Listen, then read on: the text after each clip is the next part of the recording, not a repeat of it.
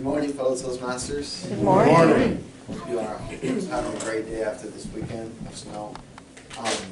So, my name is Luis. I was born in the city of Havana, Cuba, but I had the incredible fortune of immigrating with my mother to the United States when I was 15 years old.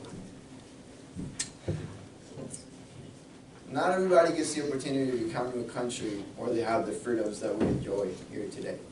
So today I will be talking to you all about what it takes to join the Army and what it takes for us who sacrifice or make certain sacrifices to be able to maintain those freedoms.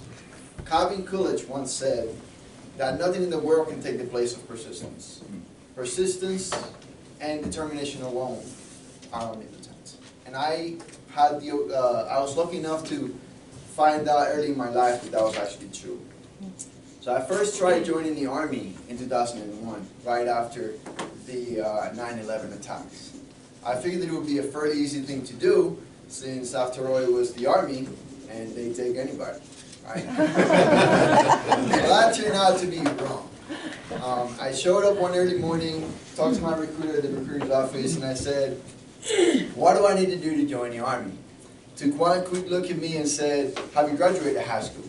I said, no. He said, do you have a GED diploma? I said, no. So he said, thank you for coming by. Quickly thank me and send me out of my way. And he said to come back when I have received either my high school diploma or GED. And that was the first time the Army had rejected me.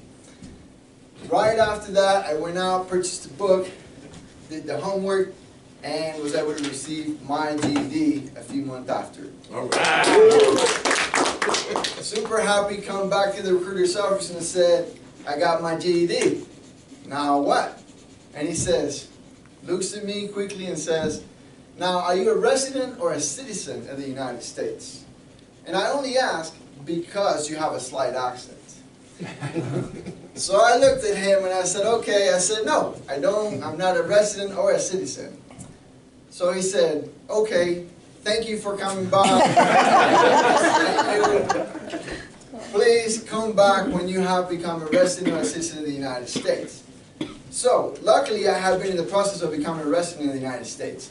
So a few months later I was able to receive my green card, and of course, as any other immigrant who had just received this, green card, the first thing I did was go back to the recruiter's office and try to join the Army. So I showed up at the recruiter's office early in the morning again, and I go back to my recruiter's desk, and he wasn't there. So there's a brand new person there because my recruiter had retired. So I explained to him what I was about, what I had been doing, and he said, great, I congratulate you, you've been doing great stuff. And I said, okay, so I have my GED, I have my green card, when can I join the Army? So he looks at me and says, have you taken the ASVAB yet? And I was like, the ASVAB? What is the ASVAB? So for those of you who do not know much about the military, the ASVAB is a standardized test that is sort of like 9 tests in one that kind of shows your recruiter whether you're able to join the Army when you have the basic knowledge to perform the duties of your MOS or your job in the Army. Right? So I said, no, what do I need to do to schedule these tests? So he looks at me and says, when you have completed 30 college credits or 1,800 hours of a technical school. It had passed, so much time had passed that I now wasn't able to join with just GED in the Army. They had changed their policy, and I had now had to complete 30 college credits on top of my GED. So I quickly signed up for a technical school, and I convinced the director to give me a letter to take my recruiter so that I could take the ASVAB, even though I had not completed the 1,800 hours. So I scheduled the ASVAB, and 3 weeks later, I showed up to take the test, which I thought would be fairly easy to accomplish, to finish the test and get my, I only needed 27%. So I figured it's only 27%. I just passed the GED. How hard can it be? So I take the 4-hour test, get up, walking toward the graded, and this kid gets up in front of me, gets there before I get there, and he gives his test to the graded, and the graded looks at him, searches for his score, and says, 98%. Great job.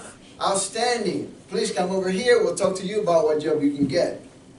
I said, great, this is looking good. 98%, I can at least get a 50. Right? So I give my recruiter the grade of my test, and he does what he needs to do, searches me, looks at me, and says, son, you've got some work to do. You scored an 11%. Oh. So, as disappointed as I was, I go back to my recruiter, and I showed him my results, and he says, well, at least now you know what you can work on. And this is the third time that the Army had rejected me. Unfortunately, it took 3 more times for me to pass the test, but I eventually made it. 82%. And became a U.S. soldier in the United States of America, something that changed my life forever. And I've now been able to save this great nation for the last 15 years. And it only took 4 years. Thank you very much. I would like to leave you the question.